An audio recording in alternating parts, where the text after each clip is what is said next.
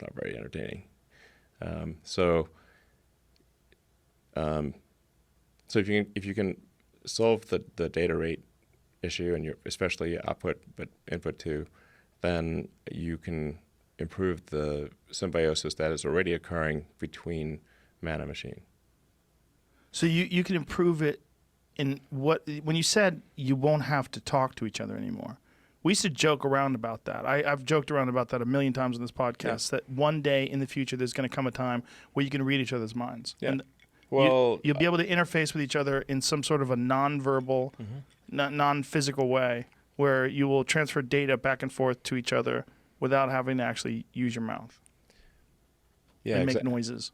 Exactly. So what happens when let's say you've got some complex idea that you're trying to convey to somebody else, and how do you do that?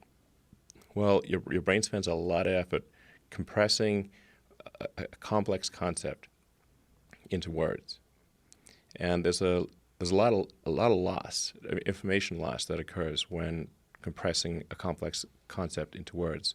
And then you say those words are then interpreted, then they're decompressed by the person who is listening, and they will at best get a very incomplete understanding of what you're trying to convey. It's very difficult to convey a complex concept with precision because you've got compression, decompression.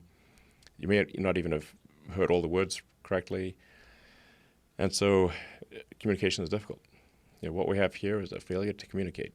It's Cool Hand Luke. Yes, and there's a great movie. Yeah, great movie. And there's an interpretation factor too. Like you can choose to interpret certain series of words in different ways, and they're dependent upon tone, dependent upon social cues, even facial expressions, sarcasm. There's a lot of variables.